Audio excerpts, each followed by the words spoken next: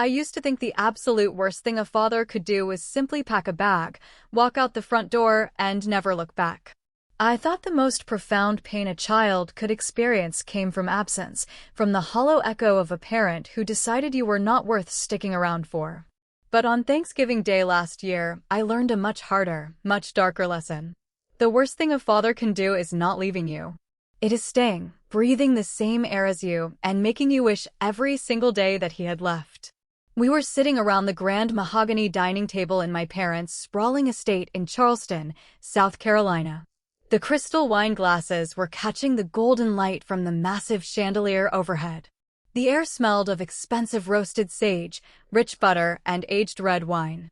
My son, Beckett, who had just turned 7, was sitting quietly next to me, gently rolling a small plastic toy car back and forth on the heavy linen tablecloth. It looked like a picture-perfect holiday advertisement. Then, in the blink of an eye, the entire fragile illusion of our family dinner shattered into a million jagged pieces. My father's face contorted into a mask of pure, unadulterated rage. He stood up so violently that his heavy oak chair scraped against the polished hardwood floor like a scream. Before my brain could even process the sudden shift in the room, he leaned across the table, grabbed my expensive ceramic plate piled high with turkey and mashed potatoes, and marched straight to the kitchen. I heard the sickening, heavy thud as he dumped my entire meal directly into the trash can. He stormed back into the dining room, slamming his heavy hands on the table right in front of me, leaning in so close I could smell the sharp tang of scotch on his breath. "You are a worthless single mom, Sloane," he spat, his voice echoing off the high, vaulted ceilings like thunder. "You contribute absolutely nothing to this family or to society. You are a disgusting embarrassment to this name. Leave now. Get out of my house and do not come back until you learn how to be a respectable human being." I looked slowly around the table. My mother stared blankly at her folded napkin, refusing to intervene. My younger sister, Sutton, swirled her red wine with a faint, highly satisfied smirk playing on her lips. Her husband, Declan, wouldn't even meet my eyes, suddenly fascinated by his fork. My heart was pounding so hard I thought it might crack my ribs open, but my face remained perfectly, terrifyingly still. I did not cry. I did not scream. I did not beg. I just looked at the man who had despised me my entire life and said one single word. Fine. What my father did not know, what absolutely none of them sitting at that table knew, was that he was not kicking me out of his house. He was kicking me out of a house that I owned. He was standing on hardwood floors paid for by my money, drinking wine bought with my secondary credit card, and wearing a custom-tailored suit funded entirely by the $120 million tech empire I had built from the ground up.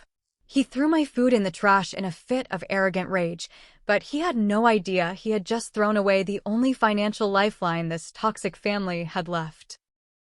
The day had started like any other exhausting holiday masquerade. I had dressed Beckett in his neatest little navy blue sweater, packed him into my old, reliable SUV, and made the tedious drive to my parents' estate. I always parked out on the street, far away from the grand circular driveway. That prime real estate was always, without question, reserved for Sutton and Declan's gleaming silver Porsche. It was a beautiful, flashy car, one that Sutton proudly told everyone her new luxury lifestyle brand had paid for. She did not know that her brand was bleeding thousands of dollars a month, and the anonymous angel investor keeping her business afloat and paying the lease on that Porsche was a shadow fund managed entirely by my company. Walking up the wide brick steps to the wraparound porch, I felt the familiar, suffocating tightening in my chest. This house, with its perfectly manicured lawns and stately white columns, was designed to intimidate people. As I pushed the heavy oak front door open, the chaotic noise of the gathering hit me like a physical blow. My mother, Blythe, was the first to greet us in the grand foyer. "Oh, Sloane, you actually made it," she said, her voice dripping with that forced, syrupy southern sweetness that always felt like a velvet glove wrapped around a brick. She offered a stiff, one-armed hug before her critical eyes darted down to my son. "Beckett, sweetie, didn't your mother have time to iron that coat? You look a bit rumpled for a formal holiday dinner. We have guests coming, you know." Before I could even open my mouth to defend my 7-year-old son, Sutton glided into the hallway. She looked like she had just stepped off a runway, holding a new designer handbag that easily cost more than most people's monthly rent. "Don't be too hard on her, Mom," Sutton chimed in, though her perfectly lined eyes were icy cold. "It is incredibly tough being a single mom on a basic corporate salary. Sloane is just doing her best with what little she has. We cannot expect her to keep up with our standards." I forced a polite, entirely fake smile, biting the inside of my cheek so hard I tasted a sharp tang of copper. "Hello, Sutton. The house looks lovely. You look well." I wanted to turn around, grab Beckett's hand, and leave right then and there. Every fiber of my being screamed at me to walk away from the toxicity. But I stayed. I always stayed. I had spent my whole life trying to earn a seat at a family table where the chairs were constantly, deliberately being pulled out from under me. As the long afternoon wore on, the tension in the house grew incredibly thick, like humidity before a violent summer storm. I kept Beckett very close to me in the sprawling living room, trying desperately to stay out of the way while Sutton and Declan held court. They bragged loudly about their upcoming international trips, their exclusive dinner reservations, and their incredibly successful business ventures. It was Uncle Callum who finally gave me a brief moment of real, authentic warmth. He was my father's younger brother, a rugged mechanic who always smelled faintly of motor oil and peppermint. He was the black sheep of his generation, much like I was in mine, and he was the only person in this family who possessed a genuine soul. He found me standing silently near the massive stone fireplace, staring blankly into the dancing flames. "You really do not have to endure the circus, Sloane," Callum said quietly, handing me a glass of sparkling water with lime. He glanced over his broad shoulder at my father, who was loudly boasting about his elite golf club membership to another distant relative. "Gideon is full of hot air, and you know it. Why do you keep coming back here to let them treat you like the hired help?" I looked down at the intricate pattern on the Persian carpet. "Because they are family, Uncle Callum. And maybe if I just stay quiet, if I just blend into the background, things will stay peaceful for Beckett." Callum sighed, a heavy, deeply tired sound that seemed to carry years of his own regrets. "Peace bought with your dignity is just a hostage situation, kiddo. You are so much stronger than you let them see. One of these days, you are going to realize you do not need their permission to be great." He patted my shoulder and walked away, leaving me entirely alone with my swirling thoughts. I watched my father laugh, a loud, booming, artificial sound that demanded everyone's absolute attention. I watched my mother nod eagerly along to his every word, playing the perfect role of the devoted, wealthy wife. I told myself I could survive just one more dinner. I told myself it was just a few more hours of pretending, and then Beckett and I could go back to our quiet, safe life.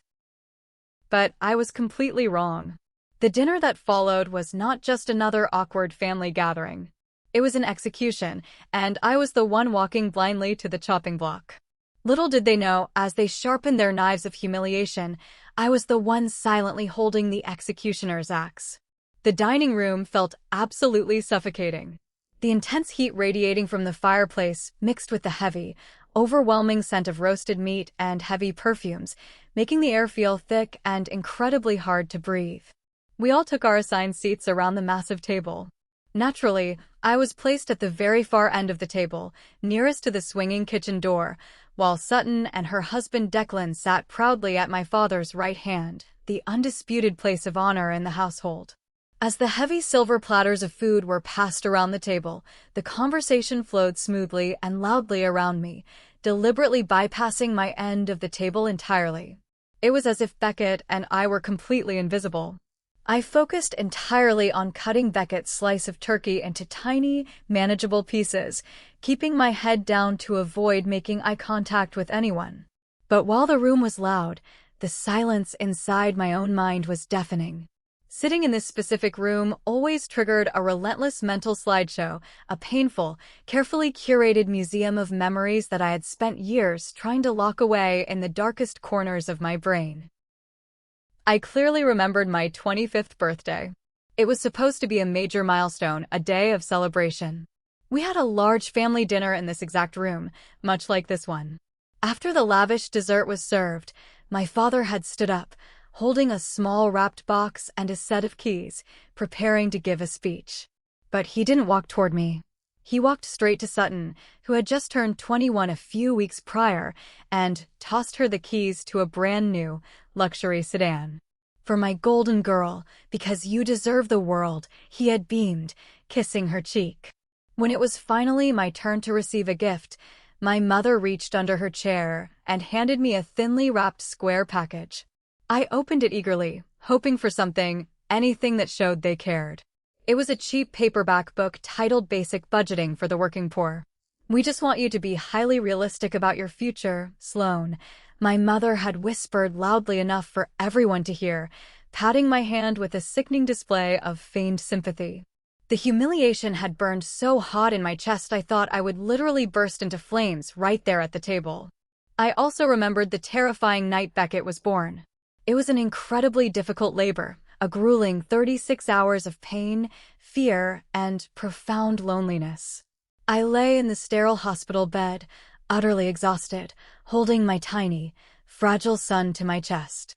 I had called my parents multiple times, leaving voicemails, hoping, just for once, they would show up for me when I truly needed them.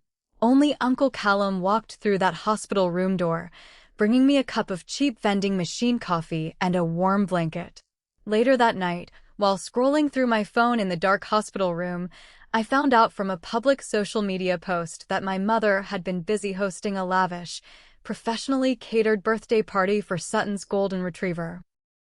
But the memory that stung the absolute most, the one that truly forged the cold iron in my spine, was the night I tried to share my biggest dream.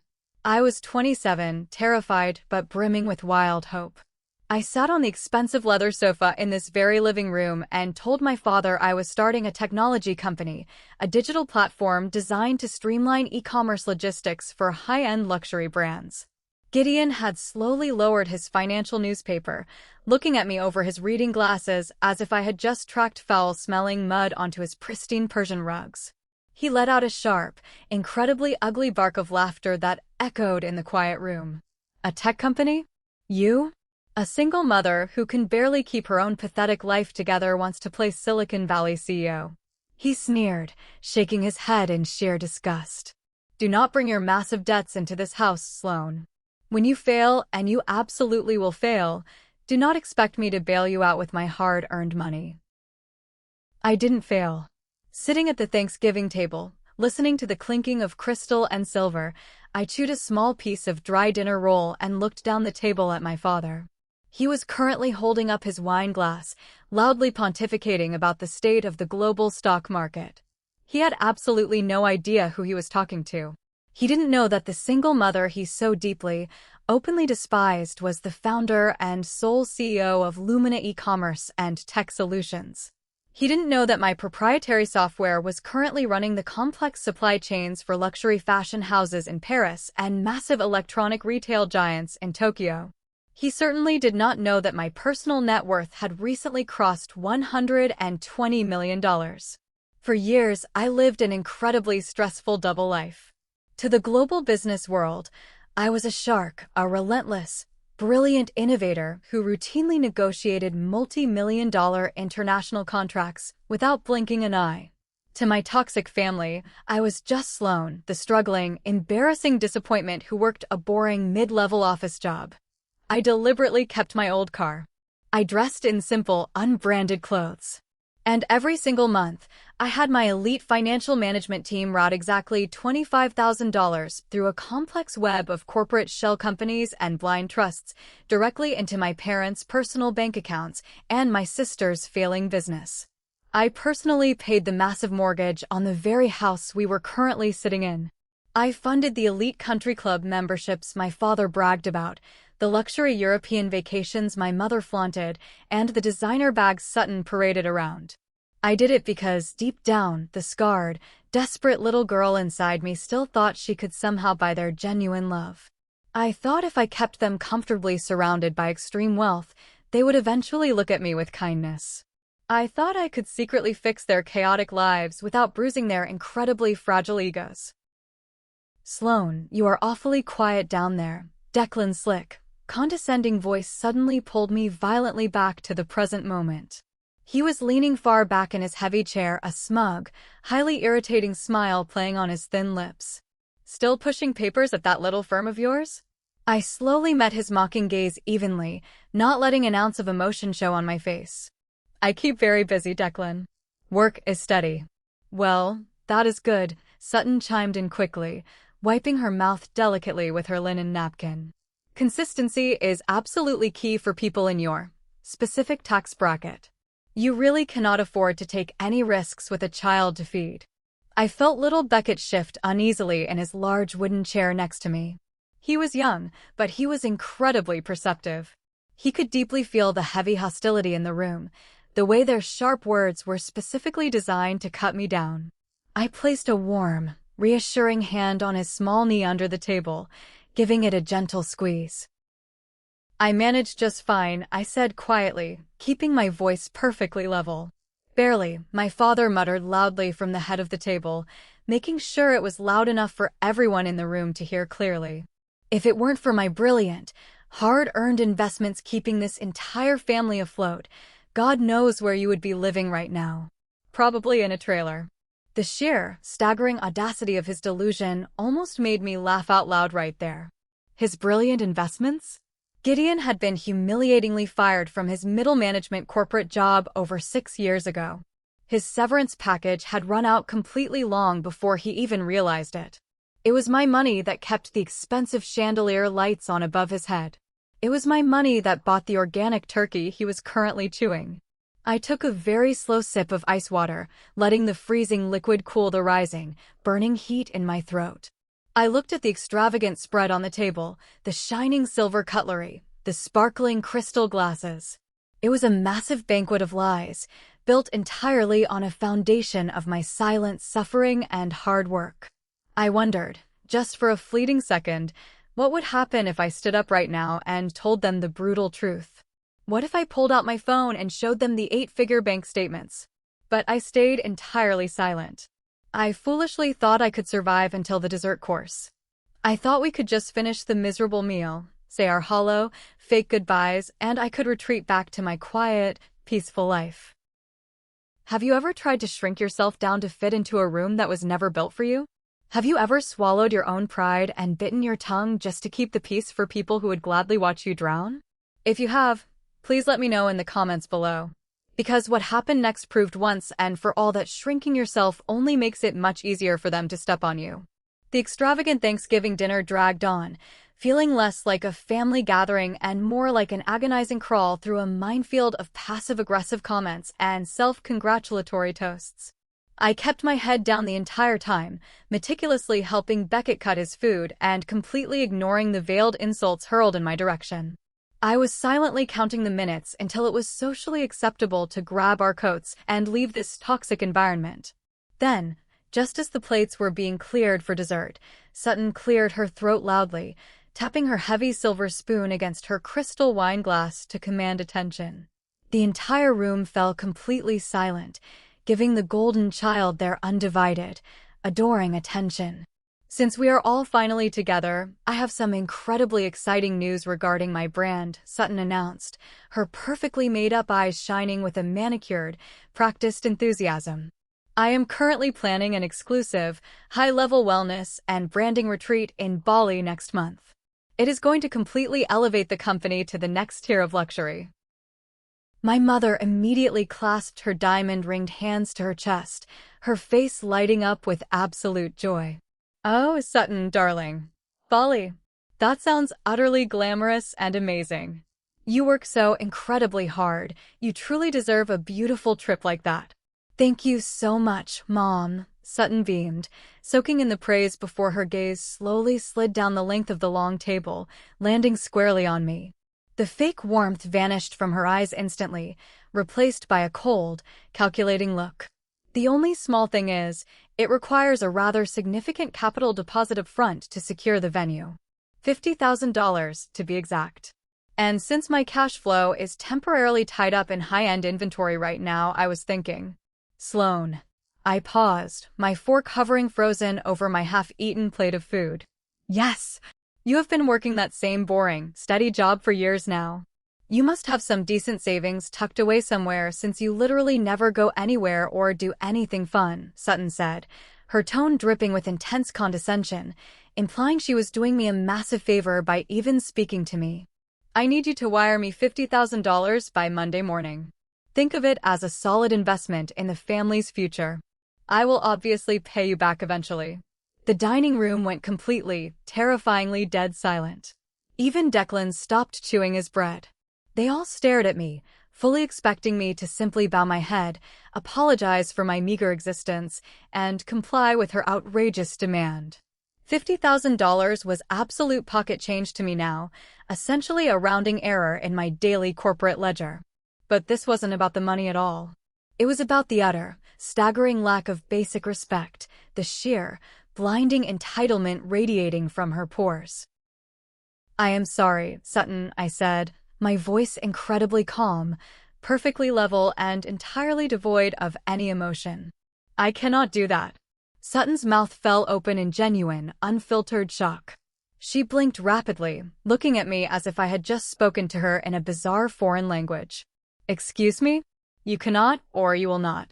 Both, I replied simply, setting my heavy silver fork down on the table with a soft clink. $50,000 is a lot of money to demand from someone. I have Beckett's future to think about. I am not funding a luxury vacation to Bali for you. It is a highly important business retreat. Sutton snapped sharply, her voice rising in pitch and volume, her carefully crafted facade cracking. It is a luxury trip, Sutton, I corrected her gently but firmly, refusing to back down. And my final answer is no. The atmosphere in the room shifted instantly from uncomfortably tense to violently explosive. My mother gasped loudly, pressing a hand to her pearls, looking at me as if I had just physically slapped her favorite child across the face. Sloan, how can you be so incredibly selfish? Your sister is desperately trying to build a future for herself. She can build her future with her own money, I stated firmly, refusing to break eye contact with my mother. That simple, logical sentence was the spark that finally hit the powder keg. At the head of the massive table, my father's face turned a dangerous, mottled shade of dark crimson. The thick vein in his forehead bulged visibly against his skin. He gripped the edge of the heavy wooden table so hard his knuckles turned completely white. How dare you, Gideon growled, his voice a low, terrifying rumble that instantly silenced everyone else in the room.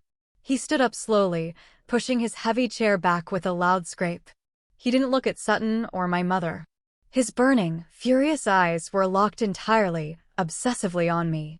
You come into my beautiful house, he started, his voice rising in volume and intensity with every single word, eating my expensive food, sitting at my table, and you have the sheer audacity to deny your sister? You, who have achieved absolutely nothing in your miserable life. Dad, it is $50,000, I tried to speak, trying to inject some reason into the room, but he slammed his massive fist down on the table with terrifying force.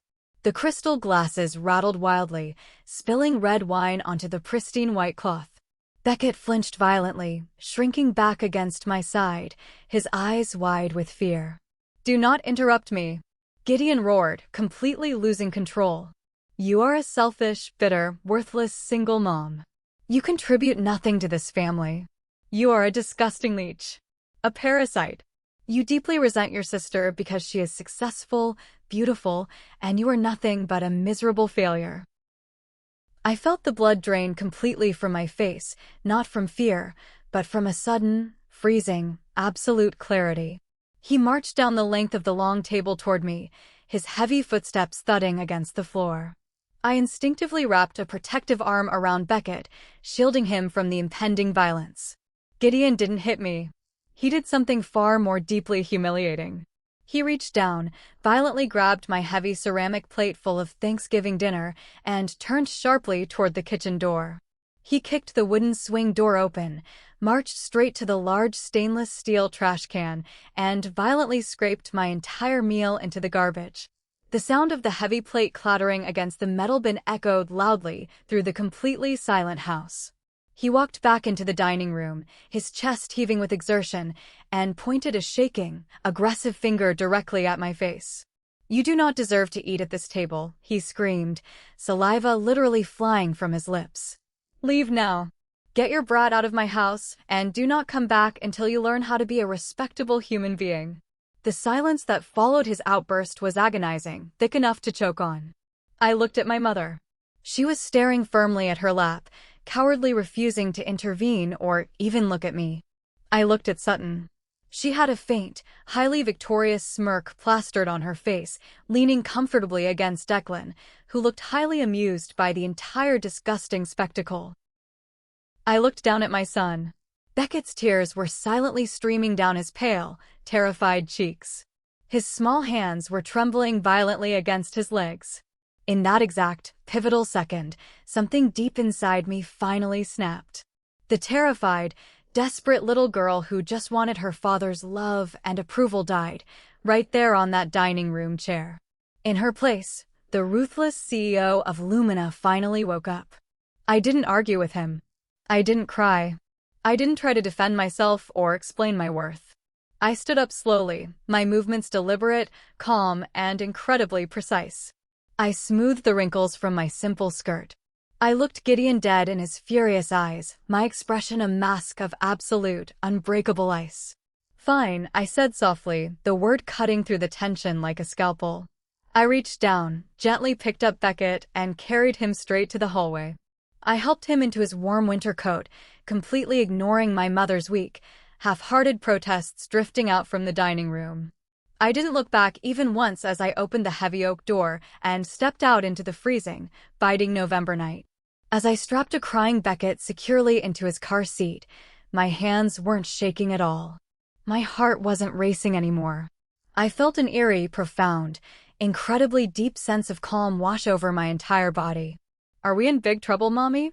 Beckett whispered, wiping his runny nose with his sleeve. I kissed his warm forehead, pulling the seatbelt tight. "No, baby. We are finally, truly free." I got into the driver's seat, started the engine, and drove away from the massive estate. I drove away from the years of emotional abuse, the constant gaslighting, the endless, greedy demands. But as the dark silhouette of the house disappeared in the rearview mirror, I knew my quiet departure was not a retreat.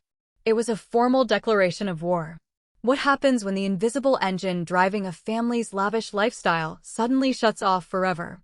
The long drive back to our apartment in the city was completely silent, save for the rhythmic, steady hum of the tires against the cold, dark asphalt. The car's heater blasted warm air, slowly thawing the physical chill of the November night, but internally, my veins were running with absolute ice. I glanced up into the rearview mirror. Beckett had finally fallen asleep, his small chest rising and falling softly, the tear tracks dried into faint salty lines on his pale cheeks. Seeing him like that, an innocent, sweet child subjected to the toxic, unfiltered venom of my father, solidified everything in my mind. For years, I had foolishly justified the massive financial support I secretly gave them. I told myself it was my duty, my unbreakable obligation as a daughter to care for my parents. I thought the money could act as a buffer, a strong shield to protect me from their inherent cruelty. But tonight proved, beyond a shadow of a doubt, that no amount of money in the world could ever buy their basic respect. They hated me not because I was poor, but because their twisted psychology desperately needed me to be the ultimate failure of the family so they could feel like massive successes in comparison. Well, the grand show was officially over. The theater was permanently closing its doors, and I was cutting the funding tonight. I carefully carried a deeply sleeping Beckett up the stairs to our cozy, 3-bedroom apartment. It wasn't a massive mansion, but it was safe, incredibly warm, and entirely mine. I carried him into his room, gently tucked him into his small bed, pulling the thick, heavy dinosaur quilt all the way up to his chin, and kissed his forehead goodnight. Then I walked straight down the hall into my home office. The room was completely dark, illuminated only by the faint orange glow of the streetlights filtering through the window blinds. I sat down heavily in my large ergonomic leather chair at my massive oak desk and opened my laptop. The screen instantly flared to life, casting a harsh, bright blue glow across my determined face. My fingers hovered over the keyboard for a fraction of a second. This was the ultimate point of no return. Once I executed these commands, the incredibly fragile, fake ecosystem of my family's wealth would collapse spectacularly. I didn't hesitate for another second. I rapidly typed in my complex master passwords, seamlessly bypassed the two-factor authentication protocols on my phone, and logged directly into the highly secure corporate portal of my private wealth management firm. The sleek, dark dashboard loaded instantly, displaying a complex series of graphs, investment portfolios, and linked accounts. My total liquid net worth sat quietly in the top right corner, $120,450,000. I systematically navigated to the Automated Corporate Disbursements tab. This was the hidden, silent pipeline of cash that kept my family living like royalty while treating me like dirt. First on the long list was the massive mortgage payment for the Charleston estate. Every single month, precisely on the first day, an automated transfer of $8,500 moved silently from a corporate shell LLC named Horizon Properties directly to my parents' joint bank account. Gideon loved to brag endlessly to his golf buddies about how he owned that massive house outright due to his brilliant financial planning. He had absolutely no idea he was essentially a charity case, living rent-free in a property owned entirely by my corporate umbrella. I firmly clicked on the recurring transfer line item. A bright red warning prompt appeared on the screen. Are you absolutely sure you want to cancel this recurring payment? This action cannot be undone. I hit confirm without a second thought.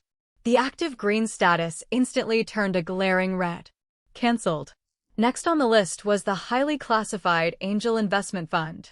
When Sutton first started her ridiculous lifestyle brand, she was instantly rejected by every single major bank in the city. Her entire business plan was a complete joke, a massive vanity project with absolutely no viable, sustainable revenue stream. I had explicitly instructed my financial advisors to quietly set up an anonymous seed fund to invest in her company, keeping her from declaring bankruptcy. Every single month, $15,000 was injected directly into her business account to cover her staff payroll, her unsold inventory, and the incredibly expensive lease on that ridiculous silver Porsche. I highlighted the Angel Fund portfolio. I selected the option, terminate contract and freeze all future disbursements. I hit enter. The screen refreshed. Terminated. Sutton's beloved luxury brand was now officially and legally bankrupt. She just wouldn't find out until the bank opened on Monday morning.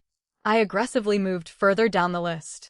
I found the secondary corporate credit card issued in Gideon's name. He used it exclusively for his high-end golf club memberships, his expensive tailored suits, and his imported scotch.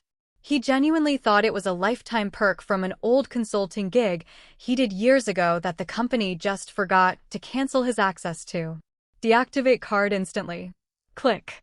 Card deactivated. I methodically went through every single line item on the screen.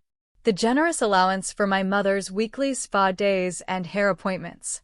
The premium insurance payments for all of their luxury cars. The massive property tax escrow accounts. I took a surgical knife and severed every single financial artery that connected my hard-earned wealth to their disgusting vanity. When I was finally finished, the active disbursement page was completely, beautifully empty. $0 would be flowing to Charleston ever again. I sat back in my heavy chair, staring intensely at the bright screen. I fully expected to feel a twinge of guilt. I expected the heavy, ingrained weight of family duty to crush my chest and make me second-guess my actions. But instead, I felt significantly lighter than I had in 34 years. The suffocating, heavy iron collar I had worn my entire life had just violently snapped off. I quickly opened my encrypted email client and drafted a short, precise message to my lead corporate attorney and wealth manager, Alastair. Alastair, I have formally canceled all automated financial support and trust disbursements to my family, effective immediately. Please prepare the legal team for the inevitable, massive fallout. If any of them attempt to contact the shell companies, the trust managers, or the banks, you are to strictly deny all requests. Under absolutely no circumstances are any funds to be released to Gideon, Blythe, or Sutton. Furthermore, please prepare all the legal documentation regarding the angel investments made to Sutton's LLC over the past 2 years. We will likely need them to prove her insolvency soon. I am taking Beckett and leaving the mainland for a while to clear my head. Handle the noise on your end. Best, Sloan. I confidently hit send, gently closed the laptop, and sat back, listening to the profound, beautiful silence of my apartment. Outside my window, the wind howled loudly, rattling the glass window panes. A massive, destructive financial storm was brewing over Charleston tonight, but I wouldn't be here to weather it. I was going to watch it destroy their fake lives from a very, very comfortable distance.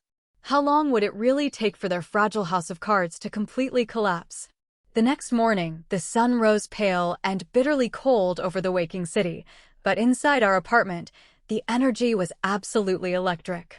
I had woken up hours before dawn, meticulously packed 2 large, heavy suitcases with our summer clothes, and arranged for a private black car to take us directly to the airport. When Beckett finally woke up, stumbling out of his room and rubbing his sleepy eyes, I was standing in the kitchen flipping fluffy pancakes. "Mommy, why are the big bags out by the door?" he asked, pointing a small finger at the luggage. I smiled, a real, genuine, deeply happy smile that reached my eyes for the first time in months. "Because, buddy, we are going on a very special adventure. We are going to the beach." His tired eyes widened in sheer, unadulterated delight. "The beach?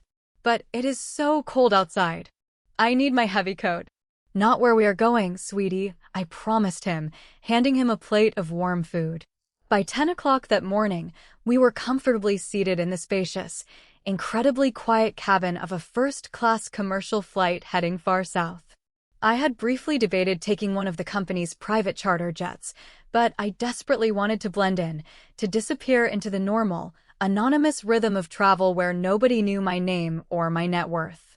As the massive plane powerfully accelerated down the long runway and lifted smoothly into the thick clouds, leaving the gray, freezing mainland far behind us, I felt an immense physical weight lift from my shoulders. I looked down out the small window at the rapidly shrinking city below, thinking intensely about my father. He was likely waking up right now, putting on his expensive silk robe, pouring his premium coffee, completely and utterly unaware that his kingdom had permanently fallen overnight. I thought about Sutton, who was probably sitting at her expensive desk, drafting an entitled email to her investor, demanding that $50,000 for her Bali trip. I almost felt a tiny pang of pity for them. Almost. For incredibly peaceful hours later, the plane descended gracefully over the brilliant, crystal clear, sapphire waters of the Caribbean. We weren't going to a crowded, noisy tourist resort or a rented luxury condo. We were heading straight to a massive private island in the Bahamas, a secluded, breathtaking piece of paradise I had quietly purchased 2 years ago under a heavily guarded corporate trust. When we finally stepped off the small, private commuter boat onto the long wooden dock of the island, the incredibly warm, salt-scented air enveloped us like a comforting blanket. The water was a mesmerizing, vibrant shade of turquoise, gently lapping against the pristine, sugar-white sand. The house itself was an absolute masterpiece of modern architecture, open, incredibly airy, with massive floor-to-ceiling glass walls that offered unobstructed, panoramic views of the endless ocean. It was surrounded by lush, green palm trees and absolute, unbroken, beautiful silence. There were absolutely no neighbors. No country club gossip. No Gideon screaming about his dignity or my failures. "Mommy, it is so beautiful," Beckett shouted happily, immediately dropping his small backpack onto the wooden dock and running straight toward the water, his pure laughter ringing out into the air like music. For the first 3 days on the island, we did absolutely nothing productive. We built massive, incredibly elaborate sandcastles on the private beach until our hands were tired. We ate fresh, exotic fruit on the expansive wooden deck while watching the dolphins swim by.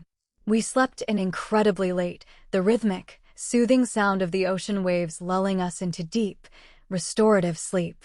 I didn't check my phone once. I didn't open my laptop. I just let the toxic, dark poison of my family slowly drain out of my system into the sand. But my mind, highly trained by years of relentless, high-pressure corporate work, couldn't stay idle forever. On the fourth warm afternoon, while Beckett was peacefully napping in the cool shade of a large cabana, I sat at the massive outdoor dining table overlooking the vast ocean with a legal pad and a pen. My father's cruel words from Thanksgiving kept echoing loudly in my head. "You contribute nothing. You are a worthless single mom." He had meant it to completely destroy my spirit, but instead, it planted a powerful seed. He was right about one specific thing. I was a single mom. I knew intimately the absolute, gut-wrenching terror of wondering how to pay for diapers and formula. I knew the bone-deep exhaustion of working until 3 in the morning while a sick baby cried in the next room. I had survived that hell and built an empire, but millions of women were still trapped in those trenches, drowning in societal judgment and a complete lack of financial support. I started sketching out a comprehensive business plan, not for a new software platform, but for a massive charitable foundation. I wrote the name boldly at the top of the white page, Harbor of Hope. It would be a highly comprehensive, heavily funded support network for single mothers across the country. Not just small, insulting handouts, but real, structural, life-changing help. We would provide emergency housing funds, top-tier legal aid for abusive custody battles, and full child care grants so mothers could finish their degrees or start their own businesses without fear. I decided right then and there to personally seed the foundation with a massive initial endowment of $5 million. I spent hours drafting the core mission statement, my pen flying rapidly across the paper. Every single word felt like a solid brick I was laying to build something truly beautiful out of the ugly, hateful rubble my family had handed me. My hard-earned money was no longer going to fund Sutton's disgusting vanity or Gideon's incredibly fragile ego. It was going to actively change thousands of lives. As the sun slowly began to set, painting the vast Caribbean sky in violent, breathtaking strokes of deep purple and bright gold, I finally opened my laptop to send the foundation plans to Alistair for legal review. The moment the laptop connected to the island's high-speed Wi-Fi, my email inbox absolutely exploded. Hundreds of red notifications rapidly flooded the screen, pinging loudly. Missed calls, frantic voicemails, desperate text messages. The automated financial systems of the banks and shell companies had done their jobs perfectly. The first of the month had officially hit. The massive house mortgage had bounced.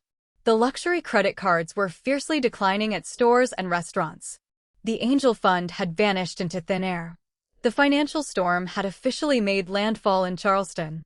I leaned back comfortably in my expensive chair, slowly sipping a glass of cold iced tea, and watched the little red notification bubbles pop up on my screen one by one. The beautiful silence of the island felt even sweeter now. I clicked on the very first voicemail. It was from my mother. Her voice, usually so perfectly composed and highly judgmental, was incredibly frantic, trembling wildly with rising, uncontrolled panic. Sloan, please pick up the phone. Something is horribly wrong. The bank just called. They say our mortgage payment didn't go through. And your father went to the club and his card. It was declined in front of everyone. It was humiliating, Sloan. Call me back right now. We don't know what is happening. I smiled, a cold, incredibly sharp smile, and slowly pressed the delete button on the voicemail. They had absolutely no idea what was happening, but they were about to find out exactly how much the worthless single mom actually contributed to their fake, pathetic lives. If you are enjoying this story and want to see exactly how Sloan's toxic family reacts when they finally realize their entire luxurious life was funded by the daughter they threw away like trash, please hit that subscribe button, give this video a like, and tap the bell icon. You definitely don't want to miss the massive fallout in the next part. For the first 2 weeks on the island, I lived in a state of surreal, beautiful isolation. The days blurred together into a warm, sun-soaked dream. Beckett and I spent hours swimming in the crystal clear water, collecting rare seashells, and watching the sea turtles nest on the far side of the beach. I felt a profound sense of peace settling into my bones, replacing the rigid, defensive posture I had held for 34 years. But while I was healing under the Caribbean sun, a massive, unstoppable financial hurricane was tearing through Charleston, ripping the roof off my family's fabricated reality. I didn't answer any of the frantic voicemails or texts. I simply let them pile up in my phone like unread junk mail. Instead, I relied entirely on the meticulously detailed daily reports from my lead attorney, Alastair. Alastair was a shark in a bespoke suit, cold, fiercely intelligent, and utterly ruthless when it came to protecting my assets. On a quiet Tuesday morning, while Beckett was drawing a picture of a palm tree on the patio, I opened my encrypted email to find a new, lengthy message from Alastair. The subject line simply read, "Initial Impact Report." I poured myself a fresh cup of coffee, the rich aroma blending with the salty ocean breeze, and started reading. The details were incredibly satisfying. My father's ultimate downfall began exactly where he drew the most pride, the elite, ridiculously expensive Oak Creek Golf and Country Club. According to the report Alastair compiled from his network of local associates, Gideon had strutted into the club's lavish dining room on a busy Friday afternoon, surrounded by his wealthy peers. He had just finished a round of golf and was loudly offering to buy a round of rare, imported scotch for the entire table of executives. When the waiter brought the heavy leather bill folder, Gideon carelessly tossed down his sleek, black corporate credit card. The same card I had deactivated days ago. Alastair's report detailed the scene vividly. The waiter returned a few minutes later, looking incredibly uncomfortable, and whispered to my father that the card had been declined. Gideon, predictably, flew into a massive, arrogant rage. He accused the waiter of being incompetent. He demanded they run it again, shouting loud enough for the entire dining room to hear. The machine beeped a loud, angry red rejection. Declined. He demanded they run it a third time, his face turning that familiar, dangerous shade of purple. The club manager was forced to step in, gently but firmly informing Gideon that the issuing bank had not only declined the charge, but had flagged the account as permanently closed. My father, the man who had just thrown my food in the trash because I was supposedly a worthless failure, was forced to beg his golfing buddies to cover his bar tab. He was publicly humiliated, stripped of his fake armor in front of the only people whose opinions he actually cared about. I took a slow sip of my coffee, looking out at the turquoise waves. I felt a deep, fierce spark of satisfaction. It wasn't just petty revenge, it was a necessary rebalancing of the universe. But Gideon wasn't the only one experiencing the bitter sting of reality. Later that same afternoon, my phone buzzed on the glass table. The caller ID flashed a name I hadn't seen in months, Aunt Freya. She was my mother's older sister, the ultimate flying monkey of the family. Freya was a bitter, incredibly nosy woman who thrived on gossip and lived to compare my supposed failures to Sutton's fabricated successes. I debated ignoring it, but curiosity won. I pressed the green button and put her on speakerphone. "Hello, Freya," I said calmly. "Sloane, what in the world is wrong with you?" Freya shrieked, her voice shrill enough to shatter glass. She didn't even bother with a greeting. "Your poor mother has been crying for days. Your father is having chest pains. Have you lost your mind?" "I am currently enjoying a cup of coffee, Freya." "My mind is perfectly fine," I replied smoothly, leaning back in my chair. "Do not use that disrespectful tone with me, young lady," she snapped, practically spitting through the speaker. "I know exactly what you did. Gideon told me everything. You hacked into his accounts. You stole his credit cards. You are a thief, Sloane. I always knew you were a jealous, bitter girl, but stealing from your own father to fund your pathetic little life is a new low. He is talking about calling the police on you." I actually laughed out loud. The sound startled a nearby seagull, sending it flapping into the bright blue sky. Gideon was telling the extended family that I had stolen his money? The delusion was almost impressive. "Are you laughing? This is a crime, Sloane," Freya yelled, her breath hitching with outrage. Freya, I want you to do me a small favor, I said, my voice dropping to a low, authoritative register that I usually reserved for hostile corporate takeovers. I am going to send you a text message right now.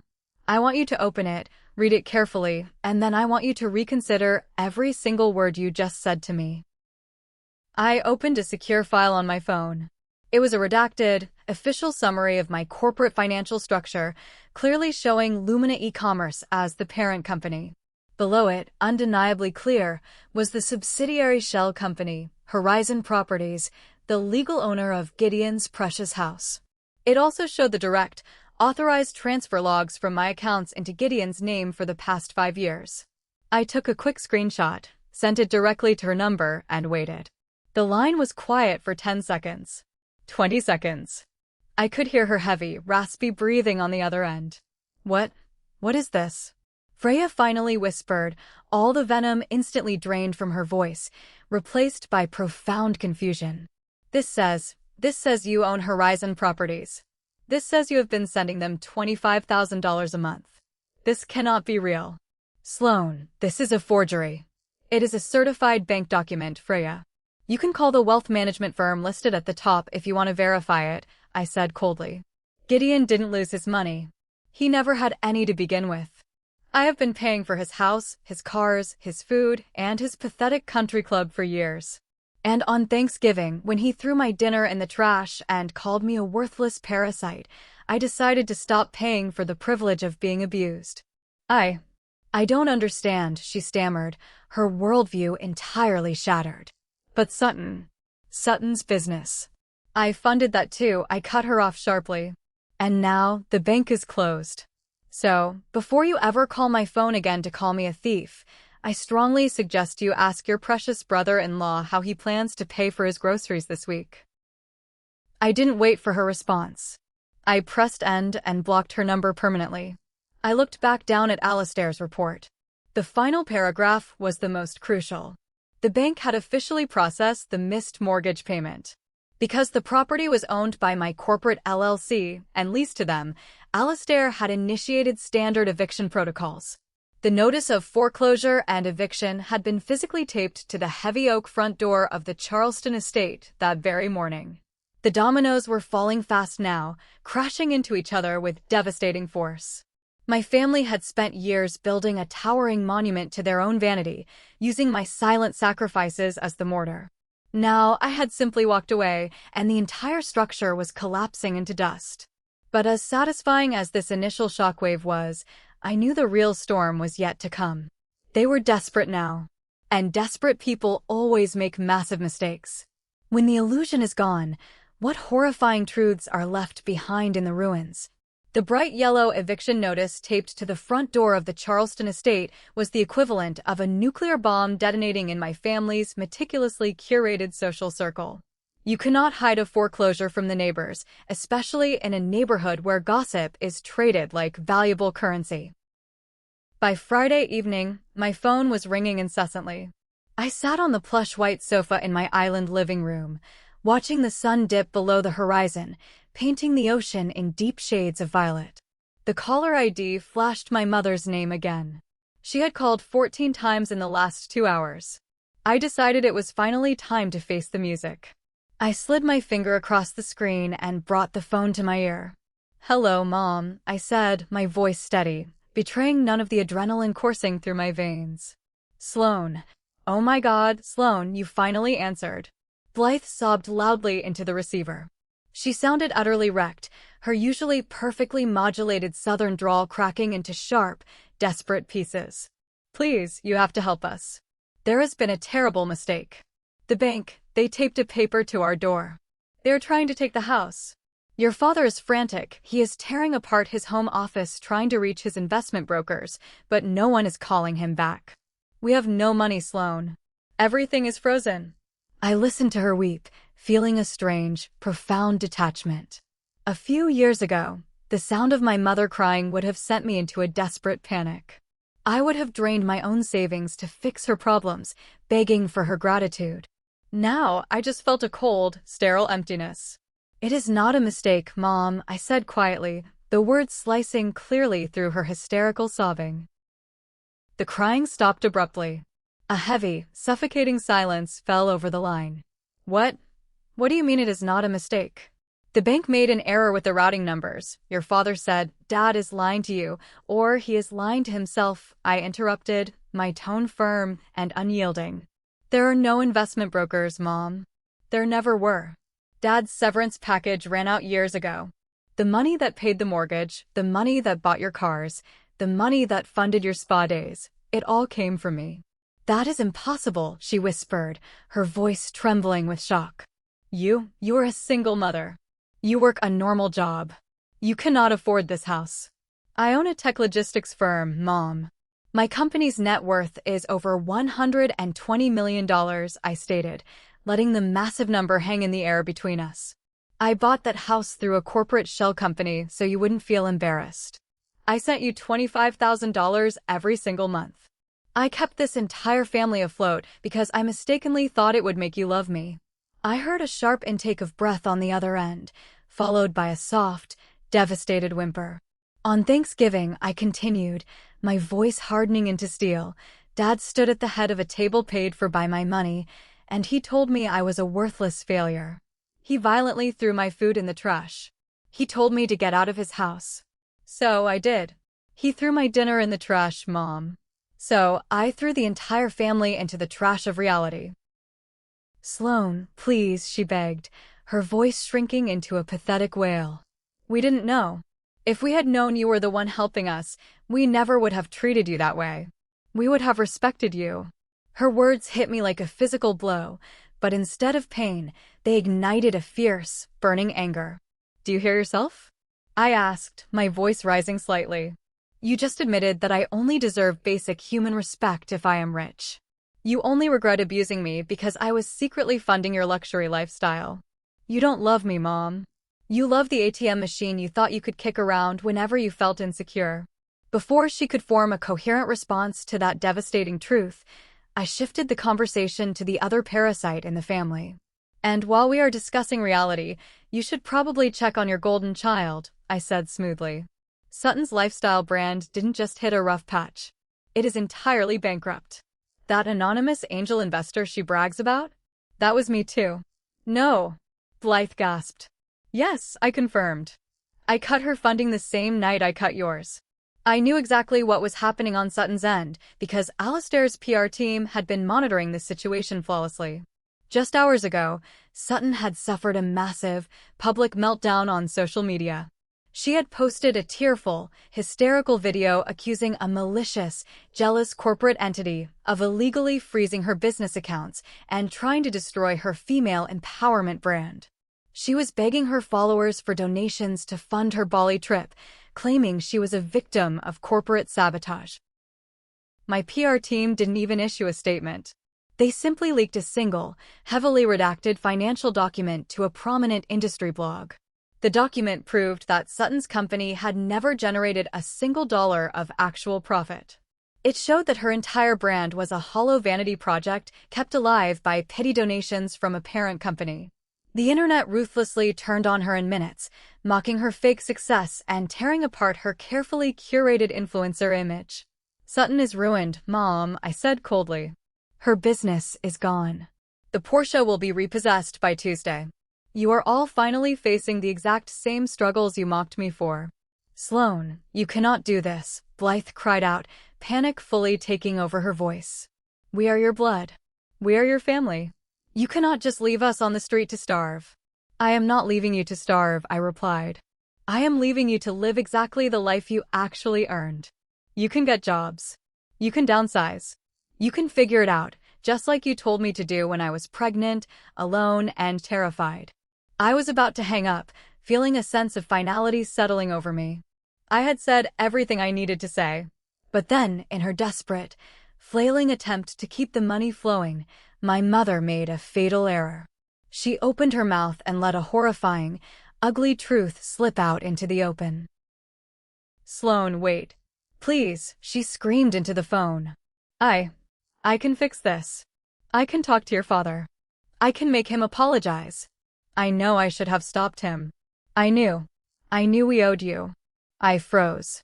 My hand tightened around the phone until my knuckles turned white. "What did you just say?" I asked, my voice dropping to a dangerous, deadly whisper. "What do you mean, you knew you owed me?" There was a long, terrified pause on the other end. Blythe realized too late that she had stepped off a cliff, and she was frantically trying to backpedal. I didn't mean it like that, sweetheart. I just meant, do not lie to me, Mom," I commanded, the CEO persona fully taking control. "Tell me exactly what you meant, right now, or I will instruct my lawyers to seize the furniture inside that house by tomorrow morning." The threat worked. The truth, ugly and rotting, finally spilled out. And it was far worse than anything I could have ever imagined. How deep does a mother's betrayal really go when money is on the line? The silence on the line was thick and suffocating, broken only by the sound of my mother's ragged, fearful breathing. She had backed herself into a corner, and she knew there was no charming her way out of this one. "Tell me," I demanded, my voice cold enough to freeze the ocean outside my window. 2 years ago, Blythe started, her voice a fragile, trembling whisper. "When you came over for Christmas, you left your coat on the chair in the hallway. Your purse fell open. I was just trying to pick it up, Sloane, I swear. But a piece of paper fell out." I closed my eyes. I knew exactly what paper she was talking about. It was a physical receipt from a massive wire transfer I had authorized, moving $10 million into a secure offshore holding account for Lumina's European expansion. I saw the number, she sobbed, the guilt finally breaking through her facade. I saw the corporate names. I saw the routing numbers. I put the pieces together. I realized the shell company paying our mortgage, it was linked to you. I knew, Sloane. I knew you were the one funding everything. The revelation hit me like a physical punch to the gut. All the air left my lungs. For 2 entire years, my mother knew the truth. She knew I wasn't a struggling, pathetic failure. She knew I was the sole reason she was sleeping in a mansion instead of a cheap apartment. And yet, she had stood by and watched. She had sat at that dining table, Thanksgiving after Thanksgiving, birthday after birthday, and allowed my father to violently tear me down. She had joined in, criticizing my clothes, mocking my son, elevating Sutton to a godlike status, all while secretly knowing I was the titan holding up their entire universe. Why? The word barely escaped my lips, choked by a sudden, intense wave of profound disgust. "If you knew, why did you let him treat me like garbage? Why did you treat me like garbage?" "You have to understand," she pleaded desperately, her voice rising in a pathetic attempt to justify the unjustifiable. "Your father, his pride is everything to him. If he found out his daughter, the one he always said would fail, was actually the one paying his bills, it would have destroyed him, Sloane. It would have broken his heart. I had to protect him. I had to protect his ego." "You protected his ego?" I repeated, a harsh, bitter laugh tearing from my throat. "You protected a grown man's fragile ego by letting him emotionally abuse your daughter and your grandson? You sacrificed my mental health so he could pretend to be a big shot at the country club. It was just easier that way," she cried out. "The money was coming in, we were safe, and I didn't want to rock the boat. I thought you understood your role in the family." "My role," I said, the words tasting like poison on my tongue. "My role was to be the punching bag that dispensed cash." The last lingering shred of hope I had for my mother, the tiny, foolish part of my inner child that believed she was just a helpless victim of my father's tyranny, instantly withered and died. She wasn't a victim. She was a master manipulator. She was a silent traitor who had sold her own daughter to the wolves just to keep her comfortable, luxurious life intact. "Sloane, please," she begged, sensing the massive, unbridgeable chasm that had just opened between us. "I am your mother. I love you." "No, you don't," I said, my voice eerily calm. The anger had burned away, leaving nothing but cold, hard ash. "You love the mortgage payments. You love the spa days. But those are gone forever. And so am I. Do not ever call this number again. I have no mother." I hung up the phone. I didn't block her number this time. I simply turned the phone off completely and tossed it onto the sofa. I walked out onto the wooden deck, the warm Caribbean night air washing over me. I looked up at the vast canopy of stars, breathing in the scent of salt and blooming jasmine. The betrayal hurt, undeniably, but it also brought a profound sense of closure. The mystery was finally solved. I didn't have to wonder anymore if I could have done something differently to earn their love. The game was rigged from the start. While I was finding my peace under the stars, the collateral damage in Charleston was spreading rapidly, claiming its next victim. Alastair's detailed report the following Monday painted a vivid, highly entertaining picture of Sutton's spectacular downfall. When the news of her company's total bankruptcy became public knowledge, thanks to the leaked documents, the carefully constructed facade of her marriage instantly shattered. Declan, the slick, handsome husband who always sneered at my boring life, was a classic gold digger. He had married Sutton strictly for the lifestyle, believing she was a rising star in the entrepreneurial world. The moment he realized the endless well of cash had completely dried up and that the massive debts were falling squarely onto their shoulders, Declan didn't hesitate for a single second. According to the private investigators Alastair had keeping an eye on the situation, Declan waited until Sutton was in the middle of a screaming, hysterical phone call with her lawyers. He quietly packed 2 large designer suitcases with his most expensive clothes, grabbed his passport, and walked out the front door without saying a single word. He didn't just leave her, he stole the keys to the silver Porsche. He drove the leased luxury car straight to the airport, abandoned it in long-term parking, and boarded a one-way flight to Europe. He texted Sutton his formal demand for a divorce from the first-class lounge. Sutton was left entirely alone in a dark, incredibly expensive luxury apartment she could no longer afford, screaming into the void. Her business was gone. Her fake reputation was destroyed. Her parasitic husband had fled the sinking ship. The golden child had finally crashed into the brutal, unforgiving pavement of reality. I read Alastair's report with a detached, clinical fascination. It was like watching a nature documentary about the inevitable consequences of greed. But my family wasn't done fighting yet. They were cornered animals, and cornered animals always make one final, desperate lunge. Alastair sent a follow-up message marked urgent. Sloane, Gideon, and Sutton have forcefully demanded an in-person meeting. They're threatening to file a massive lawsuit against you for breach of verbal contract regarding the financial support. They actually believe they have a legal right to your money. I have agreed to meet them at my downtown office tomorrow morning to formally resolve this delusion. I will have the conference line open. You will want to hear this. I smiled, tapping my fingers lightly on the glass table. They wanted to play legal games with a billionaire's corporate lawyer? They had absolutely no idea what kind of trap they were walking into. What happens when the people who think they are entitled to everything realize they actually owe you everything? The morning of the meeting, I sat comfortably in the bright, sunlit kitchen of the island house, sipping a fresh green smoothie. Beckett was safely occupied in the living room, building a massive, complex fortress out of couch cushions and blankets. I opened my laptop, put in my wireless earbuds, and clicked the secure link Alastair had sent me. The audio feed from his massive, glass-walled conference room in downtown Charleston connected instantly. I could hear the faint, ambient hum of the city traffic miles away, but inside the room, the tension was thick enough to cut with a knife. Mr. Sterling, my father's booming, arrogant voice echoed through my earbuds. Even now, facing total financial ruin, Gideon sounded like a man who believed he owned the entire building. Let's skip the pleasantries. We're here to discuss my daughter's highly illegal, erratic behavior and how quickly you are going to restore our access to our rightful funds. There is absolutely nothing illegal about my client closing her own bank accounts, Gideon, Alastair replied, his voice incredibly smooth, bored, and chillingly professional. I could almost picture him sitting perfectly straight in his tailored suit, looking at them like they were interesting bugs under a microscope.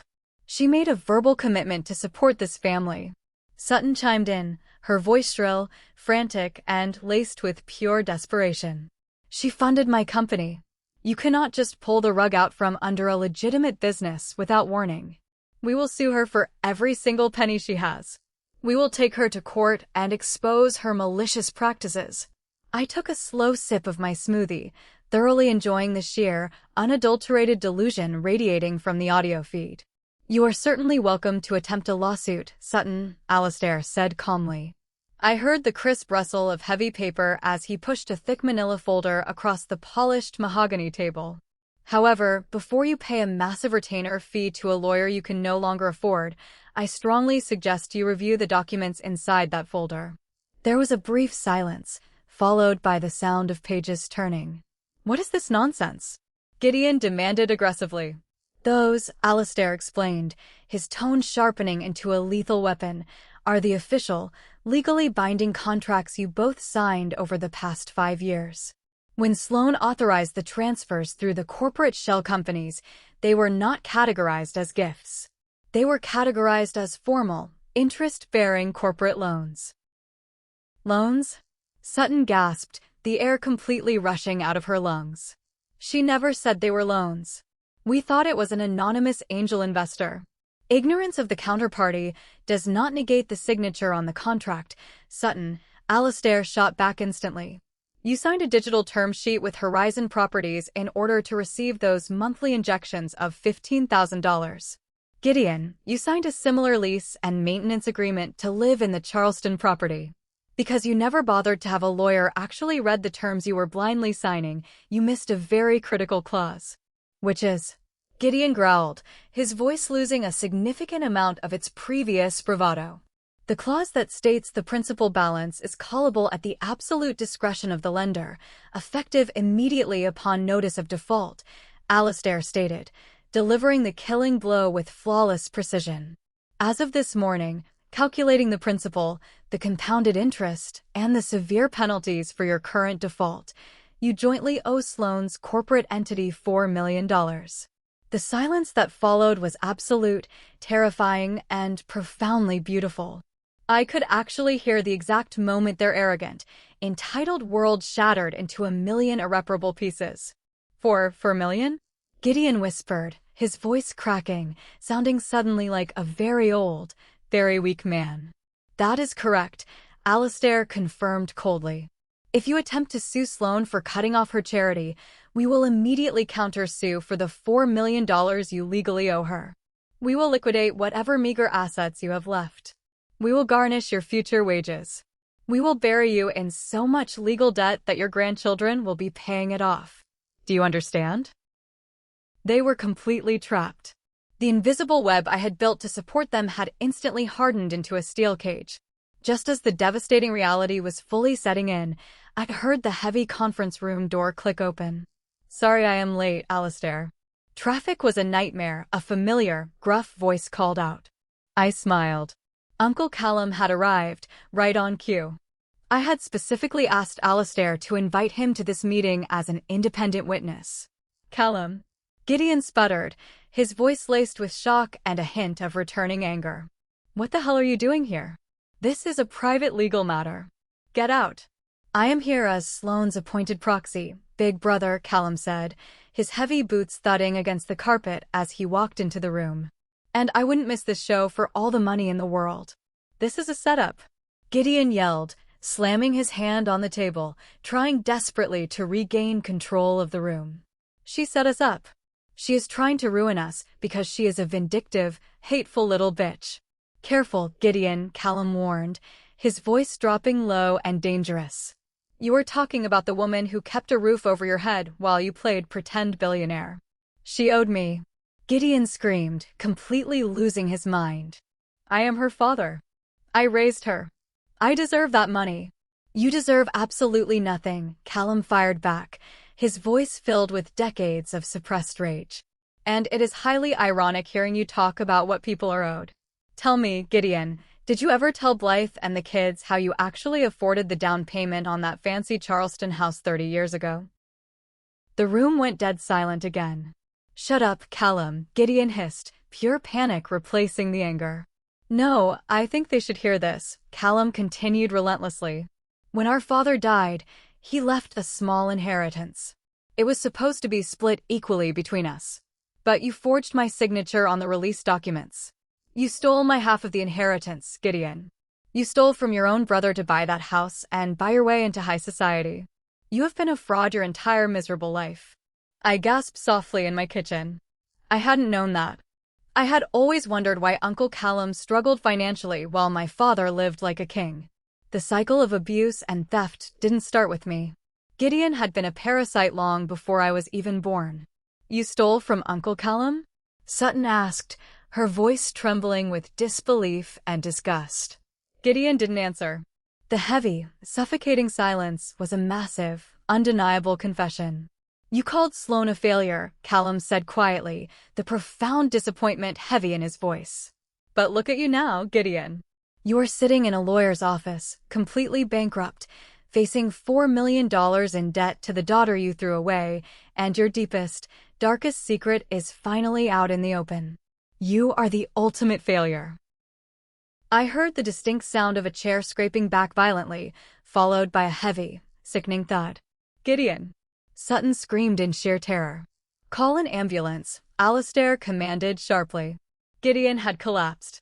The sheer, overwhelming weight of his massive ego shattering, the total exposure of his lifelong lies, and the crushing reality of a $4 million debt had physically broken him.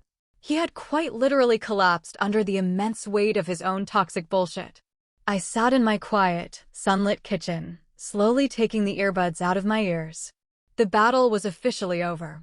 The enemy had completely surrendered. But as the dust settled, what was I going to do with the massive, $4 million sword I was now holding over their heads? Gideon didn't die, though I suspect a dark, twisted part of him probably wished he had. He suffered a severe panic attack induced by extreme stress, earning him a humiliating 2-day stay in a crowded public hospital, a stark contrast to the elite private clinics he used to brag about. When he was finally discharged, he returned to a life completely stripped of its gold plating.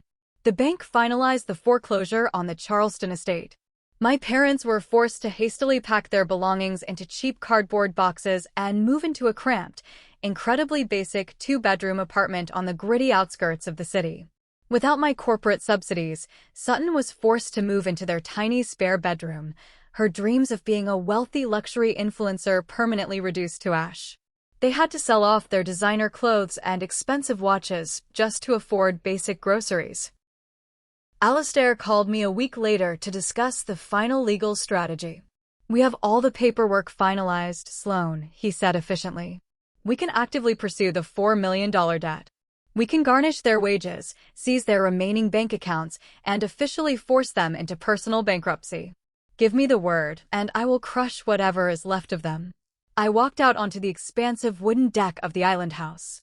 The afternoon sun was warm on my skin, and the Caribbean breeze was carrying the sweet scent of blooming hibiscus. Down on the white sand, Beckett was happily chasing a small, colorful crab, his pure, innocent laughter echoing across the private beach. I thought about my father, sitting in a cheap, dark apartment, stripped of his precious country club memberships.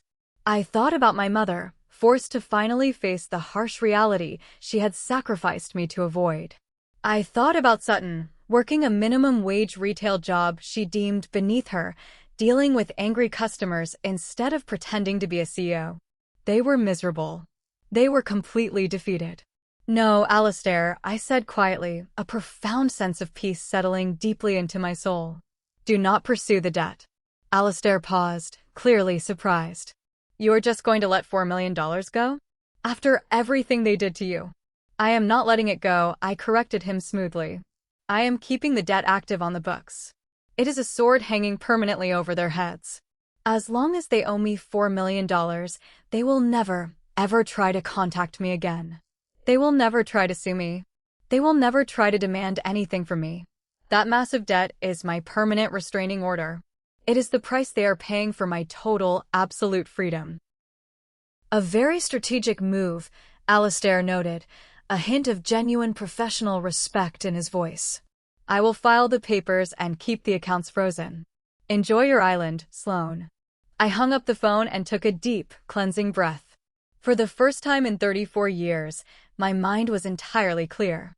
The heavy, suffocating dark cloud of guilt, the desperate, pathetic need for validation from people who were fundamentally incapable of love, had entirely vanished. The next few months were a beautiful blur of immense productivity and profound healing. I didn't return to the cold, toxic environment of the mainland. I decided to run Lumina entirely remotely from the island. More importantly, the Harbor of Hope Foundation officially launched. We started small, funding emergency grants for 5 single mothers fighting difficult custody battles. Then we expanded, providing full childcare scholarships for women returning to college. Every time I signed a massive grant check, I felt a deep, warm spark of genuine joy. The money that used to buy Gideon's imported scotch was now actively paying for a struggling mother's nursing degree. The funds that used to lease Sutton's ridiculous Porsche were now keeping families from being evicted onto the streets. I transformed the darkest, most painful parts of my past into a blazing beacon of light for others. One quiet evening, just around the 1-year anniversary of that fateful, explosive Thanksgiving dinner, I was sitting on the patio with Uncle Callum. He had flown down to visit us, escaping the cold weather and the endless drama of the mainland. He was currently teaching Beckett how to tie complex sailing knots with a thick piece of rope. "You look good, kiddo," Callum said, taking a sip of his cold beer, his weathered face breaking into a warm smile. "You look incredibly light." "I feel light," I admitted, leaning back in my comfortable chair, watching the sun begin to set over the vast ocean, turning the sky into a brilliant canvas of orange and pink. "I finally feel like I am exactly where I am supposed to be." Callum nodded slowly, looking out at the rolling waves. "I heard through the grapevine that Gideon took a job managing a small hardware store in the suburbs. Blythe is working the cash register. They are barely scraping by. Sutton is still complaining to anyone who will listen that she was deeply wronged by the universe." I didn't feel a spike of anger, nor did I feel a pang of pity. I just felt a quiet, profound indifference. "They built their own reality, Uncle Callum," I said softly. "I just stopped paying the premium subscription fee for it." He laughed, a rich, hearty sound that filled the warm air. "Well said, Sloane. Well said." Later that night, long after Beckett was asleep, I sat alone on the deck, listening to the rhythmic, soothing crash of the ocean waves.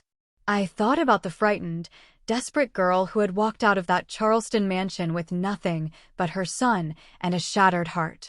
I wished I could reach back through time and tell her that the terrifying act of walking away was actually the first step toward true power. Sometimes, the family you are born into is nothing but a heavy, rusted anchor designed to drag you down into the dark depths of their own insecurities.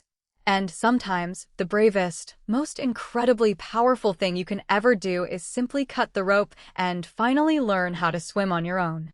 I am Sloane. I am a highly successful CEO. I am a fierce, devoted mother. And I am entirely, undeniably free. There are people in my extended family who still whisper that I am a cruel, vindictive villain for letting my parents lose their home. They say that blood is blood and that you should never turn your back on family, no matter how terribly they treat you. But I learned the hard way that blood does not give anyone a free pass to destroy your mental health and drain your life force. So, I turn to you. Was I too cruel when I cut off their funding without a single warning and let their fake lives collapse? Did I go too far by weaponizing the $4 million debt to banish them forever? Or did they get exactly the brutal reality check they so deeply deserved? Please let me know your honest thoughts in the comments below. I read every single one of them. If you found any value in my story, or if you have ever had to cut off a toxic family member to save yourself, please hit that subscribe button, give this video a like, and tap the bell icon so you never miss another upload. Thank you so much for listening, and I will see you in the next video.